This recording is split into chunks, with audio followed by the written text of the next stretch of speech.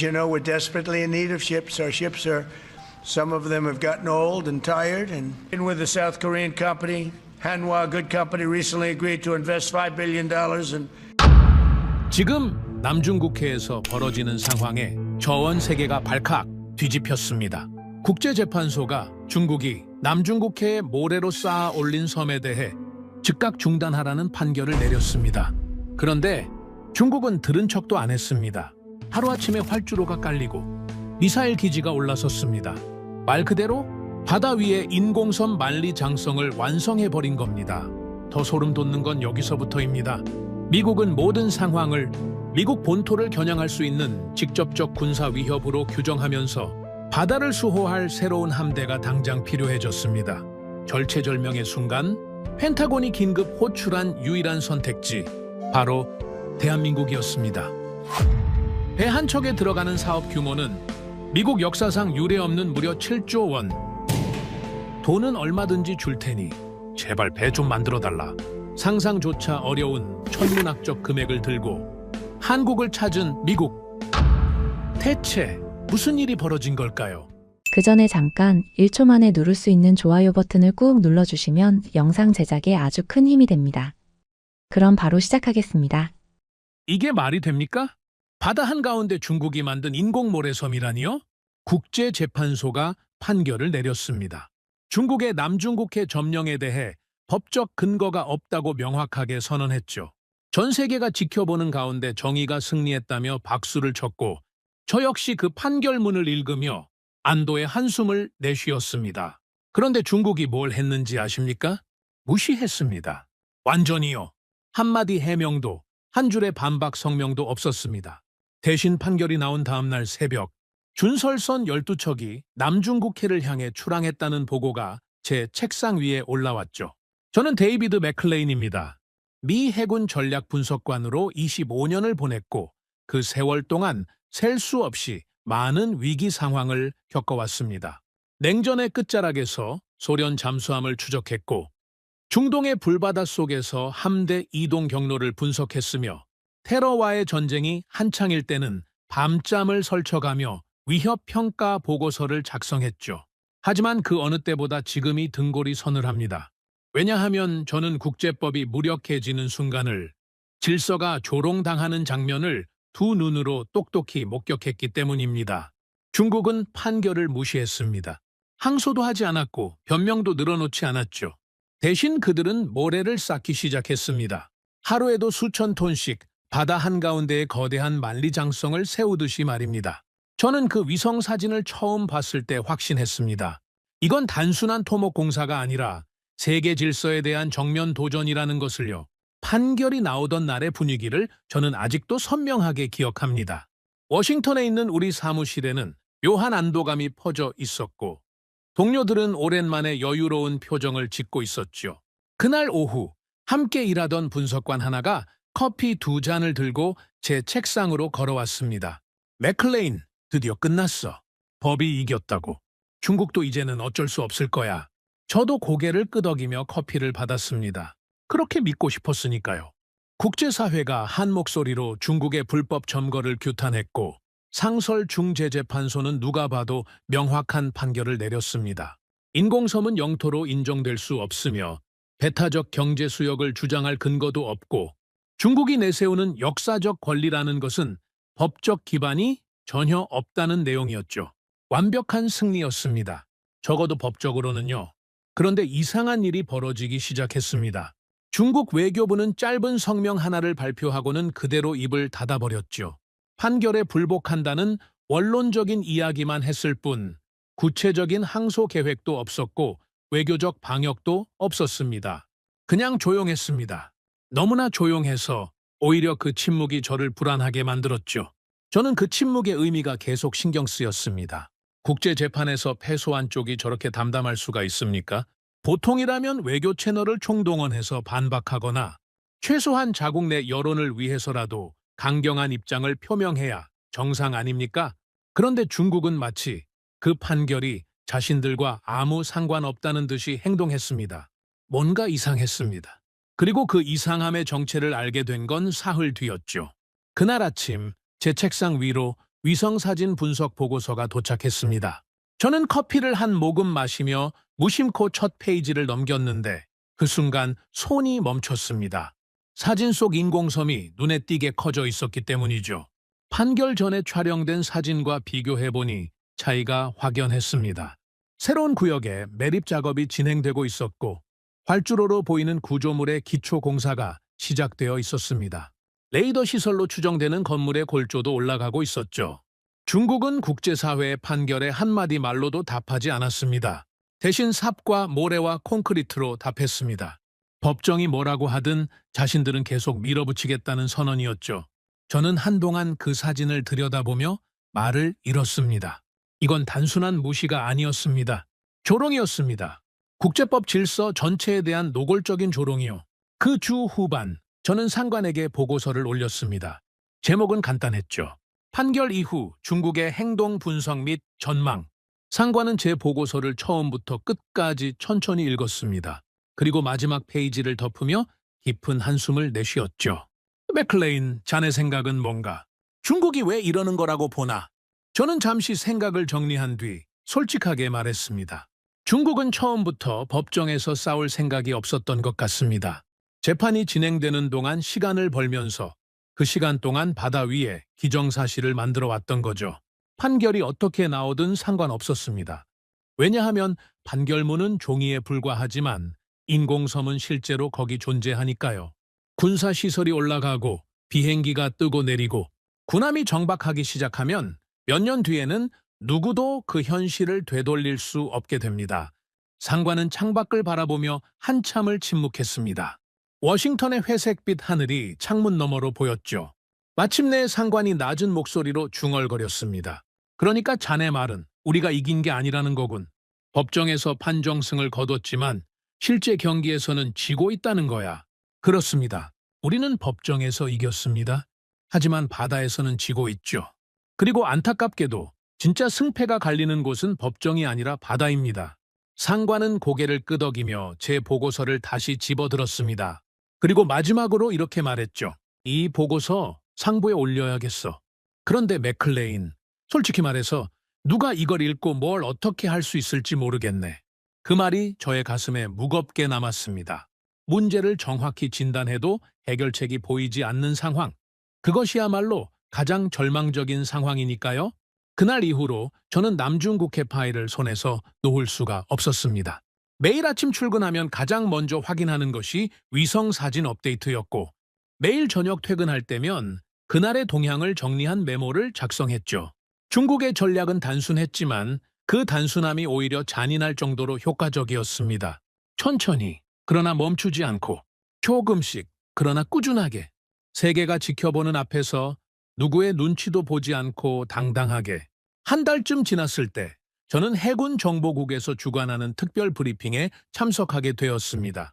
회의실에는 태평양 함대의 고위급 인사들이 모여 있었고 국방부에서 나온 분석관들도 몇 명 보였죠. 평소와 다른 긴장감이 회의실 전체에 감돌고 있었습니다. 브리핑 담당자가 앞으로 나와 대형 스크린에 지도를 띄웠습니다. 남중국해 전역이 한눈에 들어오는 지도였는데 붉은 점들이 여기저기 찍혀 있었죠. 담당자가 레이저 포인터로 그 점들을 가리키며 설명을 시작했습니다. 이 붉은 점들이 현재 중국이 건설 중이거나 이미 완공한 인공섬들입니다. 총 7개의 주요 거점이 확인되었고 그중 3개는 이미 군사시설이 본격적으로 가동 중입니다. 나머지 4개도 빠른 속도로 건설이 진행되고 있습니다. 회의실 한쪽에 앉아있던 제독 한 분이 손을 들고 물었습니다. 저 섬들에 정확히 어떤 시설들이 들어서 있는 건가? 구체적으로 알고 싶네. 담당자가 화면을 전환하며 대답했습니다. 주요 시설을 말씀드리면 우선 3,000m급 활주로가 3개 확인되었습니다. 이 정도 규모면 전투기는 물론이고 대형 수송기까지 이착륙이 가능합니다. 그리고 고출력 레이더 기지가 5곳에 설치되어 있고 지대공 미사일 포대도 최소 4곳에서 운용 중인 것으로 파악됩니다. 항구 시설도 갖춰져 있어서 중형 군함까지 정박할 수 있는 상태입니다. 회의실이 술렁이기 시작했습니다. 저는 옆에 앉은 동료의 얼굴을 슬쩍 쳐다봤죠. 평소에 농담을 좋아하고 분위기를 가볍게 만드는 친구였는데 그날은 입을 꾹 다문 채 화면만 응시하고 있었습니다. 브리핑 담당자가 다시 지도 화면으로 돌아가며 말을 이었습니다. 하지만 진짜 문제는 시설의 규모가 아니라 위치입니다. 이 인공섬들이 찍혀 있는 곳을 잘 보십시오. 남중국해의 핵심 항로를 빙 둘러싸고 있는 형태입니다. 이 바다를 통과하는 해상 물동량이 전 세계의 3분의 1에 달합니다. 중동에서 오는 석유, 호주에서 오는 철광석, 동남아에서 오는 각종 원자재가 모두 이 항로를 지나갑니다. 만약 중국이 이 항로를 실질적으로 통제하게 된다면 동아시아 전체의 물류와 에너지 공급이 중국의 소나귀에 들어가는 겁니다. 저는 손을 들고 질문했습니다. 결국 중국의 최종 목표가 무엇입니까? 단순한 영토 확장인 겁니까? 아니면 해상 통제권 장악이 목적인 겁니까? 아니면 둘 다입니까? 담당자가 잠시 생각하더니 신중하게 대답했습니다. 솔직히 말씀드리면 둘 다로 보입니다. 하지만 더 위험한 것은 후자, 즉 해상 통제권 장악이죠. 영토 문제는 언젠가 협상 테이블에 올라올 수 있습니다. 국제사회의 압박이 거세지면 일정 부분 양보하는 것도 가능하죠. 하지만 해상 통제권은 다릅니다. 한번 확립된 통제권은 되찾기가 거의 불가능합니다. 특히 중국처럼 강대국이 장악한 경우에는요. 회의실은 무거운 침묵에 잠겼습니다. 아무도 쉽게 입을 열지 못했죠. 저는 그 순간 깨달았습니다. 이건 단순한 영토 분쟁이 아니었습니다. 중국은 세계를 시험하고 있었던 겁니다. 국제법을 무시해도 되는지, 힘으로 밀어붙여도 아무런 제재가 없는지, 결국 아무도 자신들을 막지 못하는지를 시험하고 있었죠. 브리핑이 끝난 뒤 저는 복도에서 오래 알고 지내던 정보 분석관 한 명과 마주쳤습니다. 그는 태평양 지역 해양 감시를 담당하는 베테랑이었고 현장 경험이 누구보다 풍부한 인물이었죠. 맥클레인, 오늘 브리핑 어땠나? 저는 고개를 저으며 솔직하게 말했습니다. 불편했네. 문제가 뭔지는 누구나 알겠는데 해결책은 아무도 말하지 않더군. 아니, 해결책이 있기는 한 건가? 그가 잠시 주위를 둘러보더니 목소리를 낮췄습니다. 문제는 속도야. 중국이 너무 빠르게 움직이고 있어. 우리가 회의하고 보고서 쓰고 상부 승인 받는 사이에 저쪽은 섬 하나를 뚝딱 만들어버린다고. 우리는 절차를 밟고 저쪽은 삽질을 하는 거지. 누가 이기겠나? 그 말이 가슴에 깊이 박혔습니다. 맞는 말이었으니까요. 민주주의 국가는 의사결정에 시간이 걸립니다. 여론을 수렴하고 의회의 동의를 구하고 동맹국들과 협의하는 과정이 필요하죠. 하지만 중국은 그런 과정이 필요 없습니다. 최고 지도부가 결정하면 바로 실행에 옮길 수 있으니까요. 이 속도의 차이가 결국 바다 위의 현실을 바꾸고 있었습니다. 저는 그날 밤 집에 돌아와서도 오랫동안 잠을 이루지 못했습니다. 천장을 바라보며 계속 같은 생각을 했죠. 법은 우리 편이지만 현실은 저쪽 편으로 기울고 있다. 판결문은 우리가 가졌지만 바다는 저쪽이 가져가고 있다. 이 상황을 어떻게 뒤집을 수 있을까? 그로부터 몇 주 뒤 새로운 보고서가 도착했습니다. 중국이 인공섬에 장거리 지대함 미사일을 배치했다는 내용이었죠. 이건 상황이 완전히 다른 국면으로 접어들었다는 신호였습니다. 비행장과 레이더 기지는 방어적 성격으로 해석될 여지가 있습니다. 하지만 지대함 미사일은 다릅니다. 이건 명백한 공격 무기이고 그 사정거리 안에 들어오는 모든 함선을 위협하는 존재입니다. 저는 지도를 펴놓고 미사일 사정거리를 원으로 그려봤습니다. 그 원 안에 남중국해의 주요 항로가 거의 다 들어갔죠. 필리핀 해역도, 베트남 해역도, 심지어 말레이시아와 인도네시아 근해까지 위협권 안에 포함되었습니다. 이건 더 이상 잠재적 위협이 아니었습니다. 현실화된 위협이었죠. 저는 다시 보고서를 작성하기 시작했습니다. 이번에는 제목을 다르게 붙였죠. 남중국해 군사화 현황 및 대응 방안 검토. 하지만 솔직히 말해서 대응 방안 부분을 쓰는 것이 가장 어려웠습니다. 외교적 압박은 이미 효과가 없다는 것이 증명되었고 경제 제재는 중국 규모의 경제에 타격을 주기 어렵습니다. 군사적 대응은 확전의 위험이 너무 크고요. 결국 남는 것은 하나였습니다. 우리도 그 바다에 존재해야 한다는 것. 법이 아니라 힘으로, 종이가 아니라 강철로 우리의 입장을 보여줘야 한다는 것. 그런데 그러려면 배가 필요했습니다. 지금 당장 그 바다에 투입할 수 있는 배가요. 그때 저는 처음으로 이 생각을 하게 되었습니다. 우리에게는 새로운 함대가 필요하다고. 그것도 빠르게, 대량으로, 실전에 바로 투입할 수 있는 수준으로. 그리고 그 생각이 저를 전혀 예상하지 못했던 방향으로 이끌어가게 되었죠. 그 방향의 끝에 한국이라는 나라가 있었습니다. 그 회의는 제가 예상했던 것보다 훨씬 빠르게 소집되었습니다. 남중국해 상황이 급박하게 돌아가면서 해군 내부에서는 차세대 프리기탐 도입 논의가 본격화되기 시작했죠. 문제는 우리의 프리기탐 전력이 심각하게 노후화되어 있다는 점이었습니다. 냉전 시대에 건조된 함정들이 아직도 현역으로 뛰고 있었고 새로운 위협에 대응하기에는 역부족이라는 평가가 지배적이었습니다. 그래서 해군은 차세대 프리기탐 사업을 추진하기로 결정했고 해외 협력 파트너를 물색하기 시작한 겁니다. 저는 그 검토 회의에 분석관 자격으로 참석하게 되었습니다. 솔직히 큰 기대는 하지 않았습니다. 어차피 후보는 뻔했으니까요.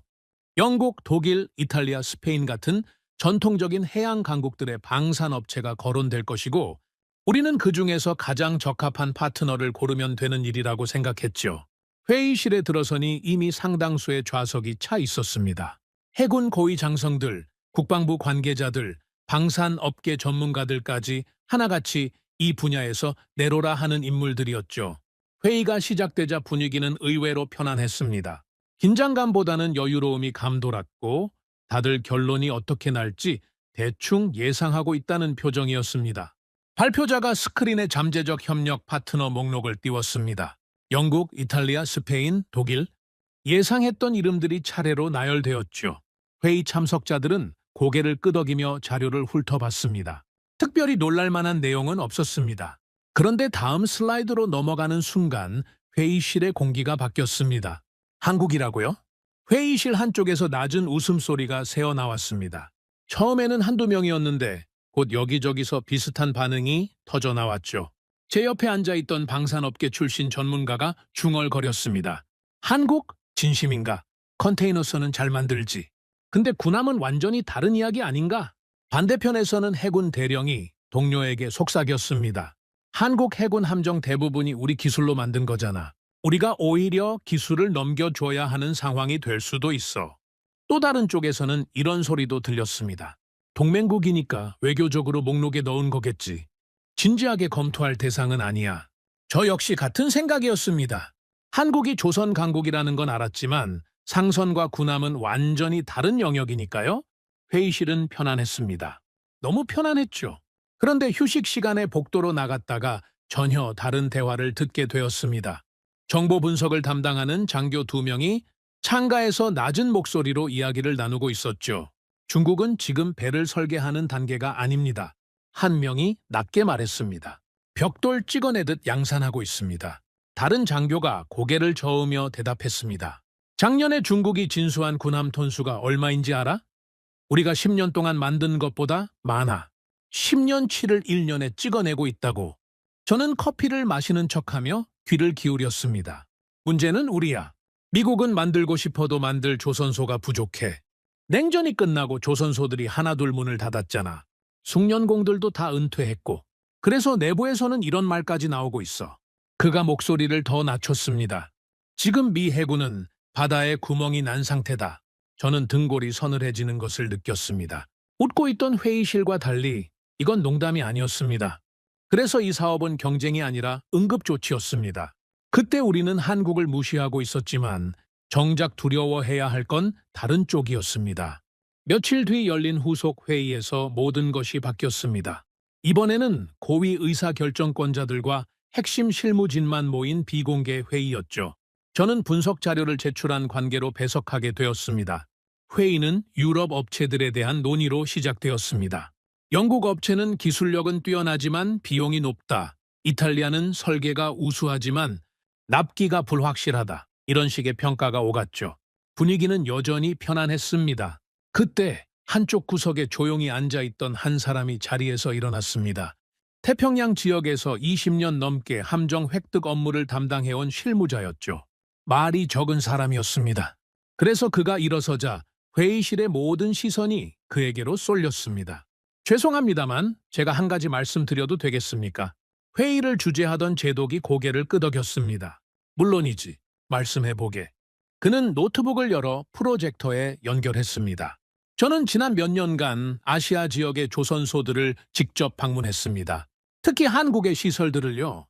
솔직히 말씀드리면 제가 목격한 것들이 저의 기존 생각을 완전히 뒤바꿔 놓았습니다. 화면에 사진과 데이터가 떴습니다. 가장 먼저 눈에 들어온 것은 야드 운영 방식이었습니다. 세계 최대급 도크가 여러 개 있고 그 도크들이 쉬지 않고 가동되고 있었죠. 하지만 진짜 인상적인 건 규모가 아니었습니다. 그가 화면을 전환했습니다. 블록 건조 방식입니다. 배를 한 번에 만드는 게 아니라 수십 개의 블록으로 나눠서 동시에 제작한 뒤 조립하는 방식이죠. 한 참석자가 끼어들었습니다. 그 방식은 우리도 쓰지 않습니까? 씁니다. 하지만 수준이 다릅니다. 한국은 이 방식을 수십 년간 상선에서 갈고 닦았습니다.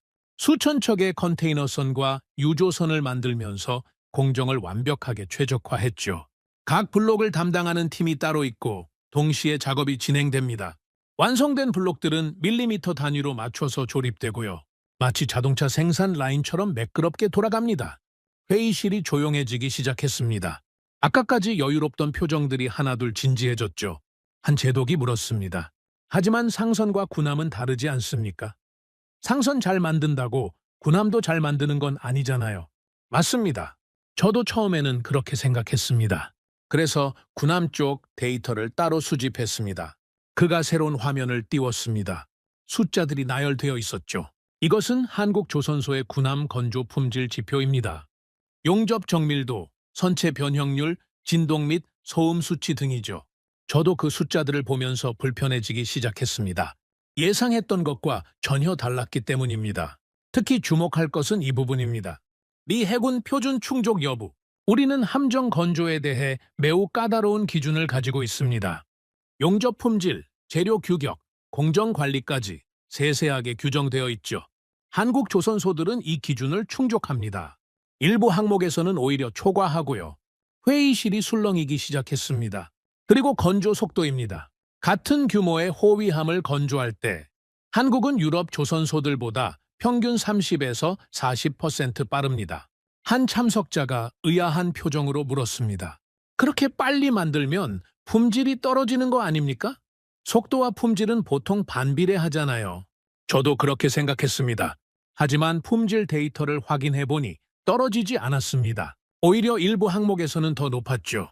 블록 건조와 공정 분업 덕분에 전체 기간은 짧아지지만 각 공정에 투입되는 시간과 품질 관리는 그대로 유지되는 겁니다. 제독이 다시 물었습니다. 실전 성능은 어떻습니까? 아무리 잘 만들어도 실제 작전에서 제대로 작동하지 않으면 의미가 없잖아요. 좋은 질문입니다. 사실 이 부분이 제가 가장 집중적으로 조사한 영역입니다. 그가 새로운 슬라이드를 띄웠습니다. 한국 해군은 청해 부대라는 이름으로 소말리아 해역에 함정을 파견해왔습니다. 2009년부터 지금까지요. 10년이 넘는 기간 동안 자국 연안이 아닌 원해에서 장기간 함정을 운용한 경험이 있다는 뜻입니다. 이 과정에서 함정의 신뢰성, 정비체계, 보급 능력이 모두 검증되었죠. 한 참석자가 물었습니다. 문제가 발생한 적은 없었습니까? 물론 있었습니다. 장비 고장, 부품 교체, 긴급 수리 같은 일들이요. 바다 한가운데서 몇 달씩 작전하면 당연히 생기는 일들입니다. 하지만 중요한 건 대응 방식입니다. 그가 잠시 말을 멈추더니 핵심을 짚었습니다. 한국은 문제가 발생하면 상세하게 기록합니다. 무엇이 고장났고, 어떤 상황에서 발생했고, 어떻게 조치했는지를 문서화하죠. 그리고 그 데이터를 본국의 조선소와 공유합니다. 조선소에서는 그것을 분석해서 다음 함정 건조에 반영하고요. 같은 문제가 반복되지 않도록 설계를 수정하거나 부품을 교체하는 겁니다. 고장이 단순한 실패로 끝나는 게 아니라 개선의 원천이 되는 거죠. 회의실에서 고개를 끄덕이는 사람들이 보였습니다. 그가 마지막으로 한마디를 덧붙였습니다. 저는 이 자료들을 종합하면서 한 가지 결론에 도달했습니다. 모두가 다음 말을 기다렸습니다. 한국은 우리가 도와줘야 할 대상이 아닙니다. 잠시 정적이 흘렀습니다. 우리가 배워야 할 대상입니다. 그 말이 떨어지는 순간 회의실의 공기가 완전히 바뀌었습니다. 아까까지 떠돌던 조롱의 기운은 사라졌고 무거운 침묵이 그 자리를 채웠죠. 저는 앞에 앉아 있는 제독의 뒷모습을 바라봤습니다. 그는 팔짱을 낀 채 화면을 응시하고 있었습니다. 아무런 표정 변화도 없었지만 그 침묵 자체가 의미심장했습니다. 그건 부정이 아니었습니다. 계산하고 있다는 침묵이었습니다. 회의가 끝난 후 저는 복도에서 동료를 만났습니다. 어떻게 생각해? 아까 발표. 동료가 고개를 저으며 말했습니다. 솔직히 충격받았어. 한국이 저 정도일 줄은 몰랐거든. 블록 건조 방식이나 품질 관리가 저렇게 체계적일 줄은 상상도 못했어. 나도 그래. 특히 청해 부대 이야기가 인상적이었어. 10년 넘게 원해 작전을 수행했다니 그 과정에서 쌓인 경험이 엄청날 거야. 동료가 고개를 끄덕였습니다. 그리고 고장 데이터를 조선소랑 공유해서 개선에 활용한다는 것도 인상적이었어. 보통은 문제가 생기면 숨기려고 하잖아. 책임 소재 때문에. 그런데 한국은 그걸 시스템으로 만들어서 다음 건조에 반영한다니. 저는 창밖을 바라보며 말했습니다. 근데 아까 복도에서 들은 이야기가 계속 맴돌아. 지금 미 해군은 바다에 구멍이 난 상태라고? 우리가 한국을 비웃고 있을 때 정작 위기에 처한 건 우리였던 거야. 동료가 한숨을 쉬었습니다. 그러게, 웃을 때가 아니었네. 저는 고개를 끄덕였습니다. 그래, 이제 진지해질 때야. 그날 이후로 한국이라는 이름은 회의실에서 웃음의 대상이 아니라 기준점이 되었습니다. 그리고 저는 확신했죠. 이것은 시작에 불과하다고요. 이건 소문이 아니었습니다. 회의에서 터져나온 한국에 대한 발언은 해군 내부에 적잖은 파장을 일으켰습니다. 우리가 배워야 할 대상이다 라는 그 한마디가 불편했던 사람들이 많았죠. 수십 년간 세계 최강의 해군력을 자부해온 조직에서 한국에게 배워야 한다는 말은 쉽게 받아들이기 어려운 것이었으니까요. 그래서 상부에서는 추가 검증을 지시했습니다. 감정이 아니라 숫자로, 인상이 아니라 데이터로 확인하라는 것이었죠. 저는 그 검증 작업에 참여하게 되었습니다. 솔직히 말씀드리면 저 역시 마음 한구석에서는 그 실무자의 발언이 과장되었기를 바라고 있었습니다. 데이터를 직접 확인하면 현실적인 그림이 나올 것이고 다시 원래의 질서로 돌아갈 수 있을 것이라고 생각했죠. 하지만 제가 틀렸습니다. 데이터를 파고들수록 상황은 제가 생각했던 것보다 훨씬 심각했습니다. 검증 작업의 첫 번째 단계는 중국 해군력의 현황을 정확하게 파악하는 것이었습니다. 우리는 중국 해군이 빠르게 성장하고 있다는 것을 알고 있었습니다.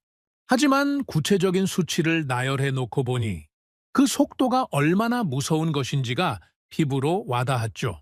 중국은 최근 10년간 전투함 건조 속도를 2배 이상 끌어올렸습니다.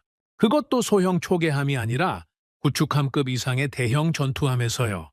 제가 분석팀에서 받아본 자료에 따르면 중국은 매년 구축함 4~5척을 진수하고 있었습니다. 여기에 호위함, 상륙함, 보급함까지 더하면 그 숫자는 훨씬 더 늘어났죠. 분석팀의 한 동료가 자료를 정리하며 말했습니다. 이 속도가 유지된다면 10년 후 중국 해군의 전투함 수는 우리를 추월할 수도 있어. 아니, 이미 일부 함종에서는 추월당한 상태일 수도 있고. 저는 그 말을 듣고도 선뜻 반박할 수가 없었습니다. 수치는 거짓말을 하지 않았으니까요. 그런데 한 가지 의문이 있었습니다. 중국이 어떻게 이 속도를 낼 수 있었느냐는 거죠. 물론 중국 정부에 막대한 투자가 있었습니다. 하지만 돈만으로 되는 일이 아니었습니다. 군함 건조는 경험이 필요한 분야니까요. 수십 년간 쌓아온 노하우 없이는 아무리 시설이 좋아도 제대로 된 배를 만들 수 없습니다. 그때 분석팀에서 흥미로운 보고가 올라왔습니다. 중국이 한국 조선소 인력을 대거 스카우트하고 있습니다. 기술자, 관리자, 엔지니어 할 것 없이 고액의 연봉을 제시하며 한국에서 경험을 쌓은 인력들을 빼가고 있다는 내용이었죠. 중국은 시설만 지은 게 아니었습니다. 그 시설을 돌릴 수 있는 사람까지 확보하고 있었던 겁니다. 저는 그 보고서를 읽으며 묘한 기분이 들었습니다. 중국이 한국 인력을 스카우트한다는 건 결국 한국의 조선 기술이 그만큼 가치가 있다는 뜻이니까요. 중국도 인정한 셈이었습니다. 빠르게 군함을 찍어내려면 한국의 노하우가 필요하다는 것을요. 동료가 옆에서 말했습니다. 아이러니하지 않아? 중국이 우리를 위협하는 해군력을 키우는데 한국 기술이 쓰이고 있다니. 저는 고개를 끄덕였습니다. 그러니까 말이야. 근데 뒤집어 생각하면 한국 기술이 그만큼 대단하다는 증거이기도 하지. 하지만 진짜 문제는 중국의 성장 속도가 아니었습니다. 문제는 우리 자신의 상황이었죠. 검증 작업의 두 번째 단계는 미국의 조선 능력을 객관적으로 평가하는 것이었습니다. 그리고 이 부분에서 저는 가장 큰 충격을 받았습니다. 우리가 가진 문제는 예산 부족이 아니었습니다. 의회는 해군 예산을 꾸준히 늘려주고 있었고 새로운 함정 건조에 대한 정치적 지지도 충분했죠. 문제는 돈이 있어도 배를 만들 수 없다는 것이었습니다. 미국의 조선 산업은 냉전 종식 이후 급격하게 위축되어 있었습니다. 소련이라는 위협이 사라지면서 군함 수요가 줄었고 수요가 줄면서 조선소들이 하나둘 문을 닫았죠. 숙련공들도 대부분 은퇴했습니다. 현재 미국에서 대형 군함을 건조할 수 있는 조선소는 손에 꼽을 정도였고 그나마도 가동률이 한계에 다다른 상태였습니다. 같은 사양의 구축함급 함정을 건조하는데 미국은 평균 6, 7년이 걸렸습니다.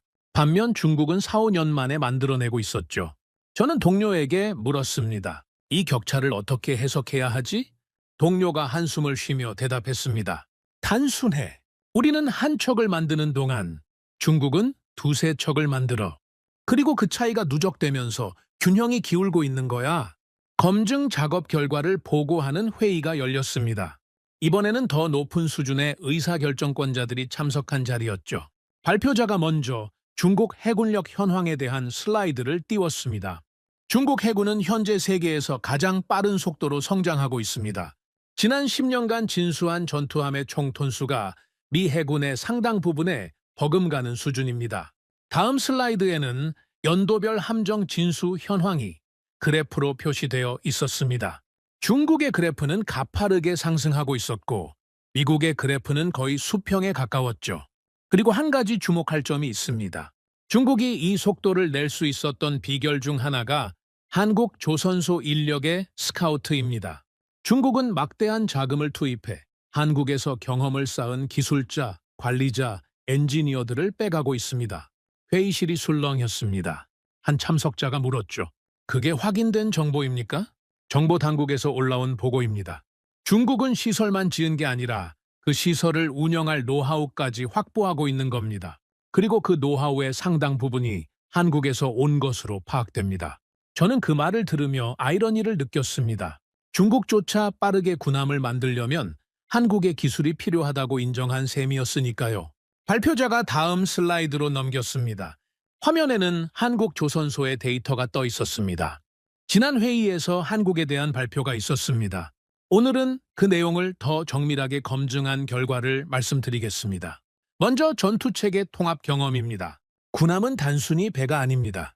레이더, 미사일, 어로에, 통신 장비 등 수십 가지 시스템이 하나로 연결되어 작동해야 합니다. 이것을 통합하는 것이 군함 건조에서 가장 어려운 부분이지요. 한 참석자가 물었습니다. 한국이 그런 경험이 있습니까? 있습니다. 한국 해군 함정들은 상당 부분 미국산 무기체계를 사용하고 있습니다. 한국의 세종대왕급 구축함에는 미국의 이지스 전투체계가 탑재되어 있죠. 한국은 이 시스템을 자국에서 건조한 함체에 통합하는 작업을 성공적으로 수행했습니다. 발표자가 덧붙였습니다. 단순히 장비를 사서 끼워 넣은 게 아닙니다. 함체 설계부터 전투체계 통합까지 전 과정을 자체적으로 수행한 겁니다. 이건 매우 높은 수준의 기술력이 있어야만 가능한 일입니다. 회의실에서 수군거림이 들렸습니다. 이건 예상하지 못한 정보였죠. 발표자가 다음 항목으로 넘어갔습니다. 두 번째로 말씀드릴 것은 납기 신뢰입니다. 한 참석자가 끼어들었습니다. 납기요? 그게 왜 중요합니까?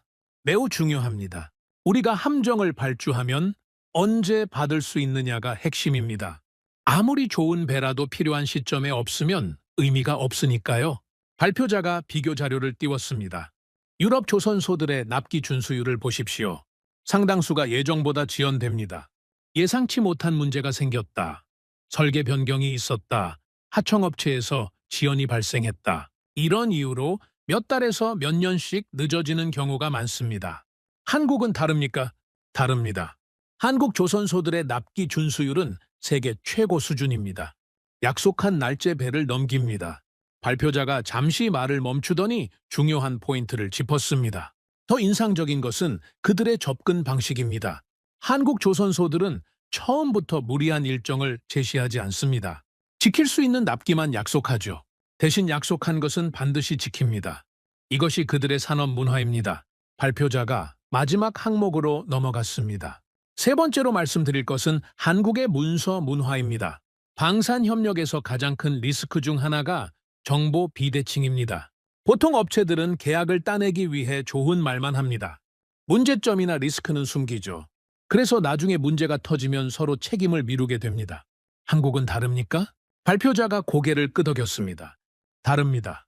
한국 업체들의 제안서를 분석해 봤는데 특이한 점이 있었습니다. 그들은 위험 요소를 먼저 명시합니다. 이 일정은 이런 조건에서만 가능하다. 이 부분은 이런 리스크가 있다. 이런 상황이 발생하면 일정이 지연될 수 있다. 이런 식으로요? 한 참석자가 의아한 표정을 지었습니다. 그게 좋은 건가요? 자신감이 없어 보이지 않습니까? 처음에는 저도 그렇게 생각했습니다. 하지만 다시 생각해보니 그게 오히려 신뢰의 근거더라고요. 리스크를 숨기지 않는다는 것은 문제가 생겼을 때 떠넘기지 않겠다는 뜻입니다. 책임질 수 있는 범위를 명확히 한다는 것은 그 범위 안에서는 확실히 책임지겠다는 의미입니다. 발표가 끝나고 회의를 주재하던 장성이 입을 열었습니다. 오늘 발표 내용을 종합하면 한국이 우리의 파트너로 적합하다는 결론인가? 발표자가 신중하게 대답했습니다. 데이터를 보면 한국은 최소한 진지하게 검토할 가치가 있는 후보입니다. 건조 속도, 품질, 전투체계 통합 경험, 납기 신뢰, 투명한 문서 문화까지 이 정도 조건을 갖춘 후보는 많지 않습니다. 다른 참석자가 물었습니다. 유럽 업체들과 비교하면 어떻습니까? 유럽 업체들은 기술력은 뛰어납니다. 하지만 속도와 비용에서 한국에 밀립니다. 그리고 무엇보다 우리 무기체계와의 통합 경험이 한국만큼 풍부하지 않습니다. 장성이 고개를 끄덕였습니다. 실무진에서 한국과의 협력 가능성에 대해 더 구체적인 방안을 마련해 보게. 회의가 끝난 후 저는 복도에서 생각했습니다.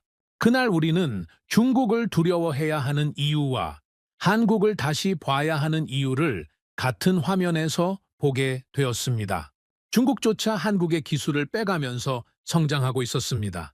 그렇다면 우리는 왜 한국과 직접 손을 잡지 않는 겁니까? 비교가 끝난 순간 질문도 끝났습니다. 이제 질문은 어떻게 협력할 것인가? 그리고 얼마나 빨리 움직일 수 있는가였죠. 그날 회의실에서 웃음은 돌아오지 않았습니다.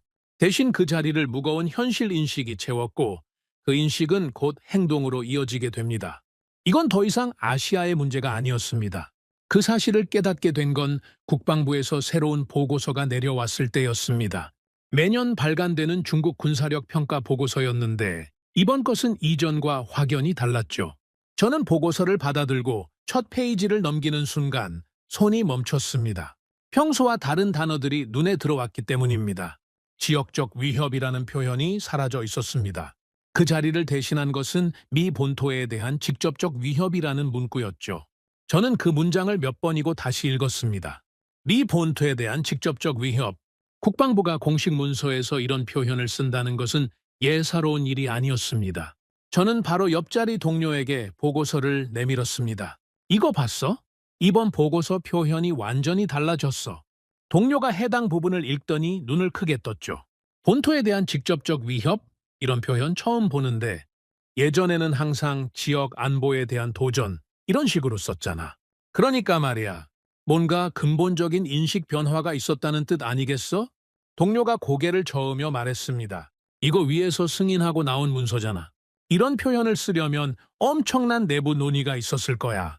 장관급에서 검토하고 서명했을 텐데 그 사람들이 이 단어를 승인했다는 건 정말 심각하게 받아들이고 있다는 거지. 지난 수십 년간 미국은 중국을 잠재적 경쟁자 또는 지역 불안정 요인 정도로 규정해왔습니다. 물론 중국의 군사력 증강을 주시하고 있었지만 그것이 미국 본토를 직접 위협할 수준이라고 공개적으로 인정한 적은 없었죠. 그런데 이제 국방부가 그 선을 넘었습니다. 중국은 더 이상 먼 곳의 골칫거리가 아니라 미국의 심장부를 겨누고 있는 존재로 격상된 겁니다. 보고서를 더 읽어 내려가면서 저는 점점 불편해지기 시작했습니다. 국방부는 중국의 군사력 증강을 역사적이라는 단어로 표현하고 있었죠. 역사적 군사력 증강, 이 단어가 주는 무게감은 상당했습니다. 냉전 시대 소련의 군비 확장과 비교해도 손색이 없는 규모라는 뜻이었으니까요. 점심시간에 저는 분석팀 동료들과 함께 식당에 앉았습니다. 화제는 당연히 그 보고서였죠. 솔직히 말해서 나는 좀 충격받았어. 한 동료가 샌드위치를 내려놓으며 말했습니다. 우리가 수십 년간 세계 최강이라고 자부해왔잖아. 그런데 이제 본토가 위협받는다고 공식적으로 인정하는 거야. 이게 말이 돼? 다른 동료가 대답했습니다. 말이 되냐가 중요한 게 아니지.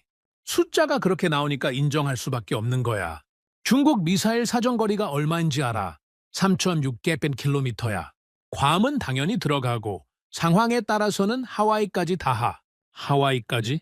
그래. 태평양 한가운데까지 사정권이라는 거야. 예전에는 상상도 못했던 일이지. 저는 커피를 마시며 그 대화를 들었습니다. 하와이까지 닿는 미사일. 이건 정말 차원이 다른 이야기였죠. 태평양이 더 이상 안전한 방벽이 아니라는 뜻이니까요. 보고서는 중국의 위협을 여러 차원에서 분석하고 있었습니다. 핵전력, 재래식 전력, 사이버 전력, 우주 전력까지 모든 영역에서 중국이 빠르게 추격하고 있다는 내용이었죠. 하지만 보고서에서 가장 저를 불안하게 만든 것은 숫자나 기술이 아니라 날짜였습니다. 2027년. 보고서는 중국이 2027년을 중요한 목표 시점으로 설정하고 있다고 분석했습니다. 그 해까지 중국은 타이완에 대해 결정적인 군사적 우위를 확보하겠다는 계획을 가지고 있었죠. 저는 그날 저녁 퇴근길에 선배 분석관을 만났습니다. 그는 이 분야에서 30년 넘게 일한 베테랑이었고 냉전 시대부터 숱한 위기를 겪어온 인물이었죠. 선배님, 솔직히 여쭤봐도 되겠습니까? 뭔데? 2027년이요. 진짜 그때 뭔가 터질 거라고 보십니까? 선배가 걸음을 멈추고 저를 바라봤습니다. 맥클레인, 중요한 건 2027년에 전쟁이 터지느냐 아니냐가 아니야. 그럼 뭡니까? 중국이 그때까지 전쟁을 할 수 있는 능력을 갖추겠다는 거야. 능력이 있으면 언제든 쓸 수 있어. 2027년이 될 수도 있고 2028년이 될 수도 있고 2030년이 될 수도 있지. 하지만 일단 그 능력이 갖춰지면 우리는 항상 긴장 상태로 살아야 해. 그게 진짜 문제야. 저는 그 말을 듣고 한동안 아무 말도 하지 못했습니다. 그러면 우리한테 시간이 얼마나 있는 겁니까? 선배가 한숨을 쉬며 대답했습니다. 자네 새 함정 하나 만드는데 보통 얼마나 걸리지? 설계부터 실전 배치까지요? 7, 8년은 걸립니다. 그래. 그런데 2027년까지 몇 년 남았어? 저는 계산했습니다. 그리고 등골이 서늘해지는 것을 느꼈죠. 시간이 없네요. 그래. 시간이 없어. 그게 핵심이야. 그 보고서가 내부에 공유된 후 분위기가 확연히 달라졌습니다. 예전에는 중국에 대한 논의가 나와도 어느 정도 여유가 있었죠. 장기적으로 대비하면 된다. 우리에게는 아직 시간이 있다. 이런 식의 낙관론이 존재했습니다. 하지만 이제 그런 말을 하는 사람은 거의 없었습니다. 며칠 후 열린 전략회의에서 한 고위 장성이 이렇게 말했습니다. 제군들, 솔직하게 말하겠네. 지금 우리 상황은 좋지 않아. 중국은 매년 구축함 4~5척을 찍어내고 있는데 우리는 고작 한두 척 만들기도 버거워. 이 격차가 계속 벌어지면 어떻게 되겠나? 아무도 대답하지 않았습니다. 대답이 필요 없는 질문이었으니까요. 장성이 말을 이었습니다. 문제는 돈이 아니야. 의회는 예산을 주고 있어. 문제는 만들 곳이 없다는 거야. 조선소가 부족해. 숙련공이 부족해. 시설이 부족해. 돈이 있어도 배가 안 나와.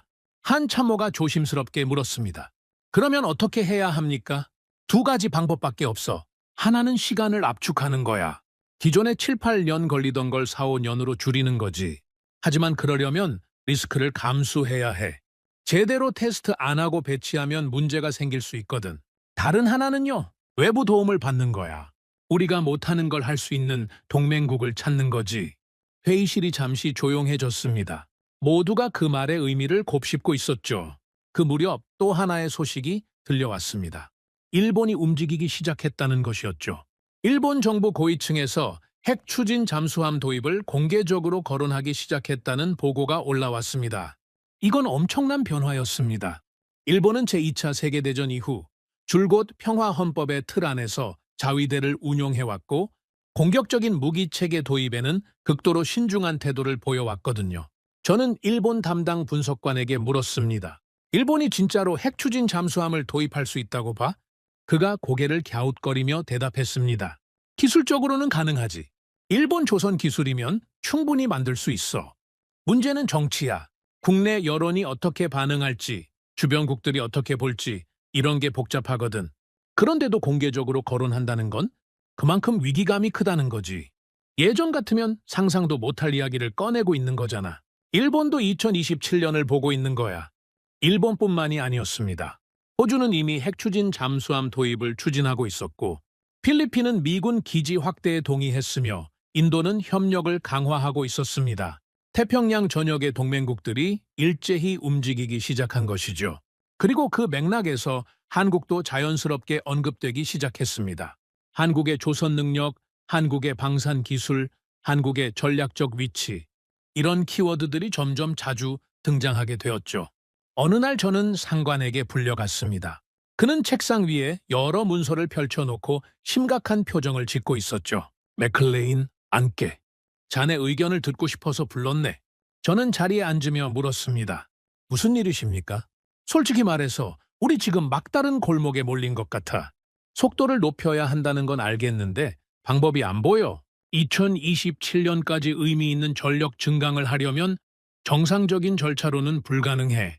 저는 잠시 생각한 뒤 대답했습니다. 외부 역량을 활용하는 수밖에 없다고 봅니다. 우리가 부족한 부분을 동맹국의 역량으로 보완하는 거죠. 특히 조선 능력이 가장 큰 병목입니다. 동맹국이라면 어디를 생각하고 있나? 일본은 기술력은 있지만 정치적 제약이 있습니다. 유럽은 거리가 너무 멀고 그쪽도 러시아 때문에 바쁩니다. 그러면 한국입니다. 조선 능력은 세계 최고 수준이고 지리적으로도 가깝고 동맹 관계도 견고합니다. 그리고 무엇보다 우리 무기 체계와의 통합 경험이 이미 있습니다.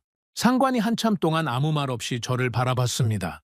몇 달 전만 해도 회의실에서 한국 이름 나오면 다들 웃었는데 저도 웃은 사람 중 하나였습니다. 하지만 상황이 바뀌었습니다. 데이터를 보면 한국은 진지하게 검토할 가치가 있는 파트너입니다. 상관이 고개를 끄덕였습니다. 나도 마찬가지야. 이제는 웃을 때가 아니지. 그날 이후 한국이라는 단어는 더 이상 웃음이 아니었습니다.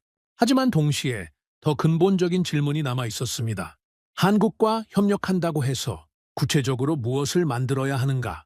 최첨단 구축함인가? 아니면 다른 무언가인가?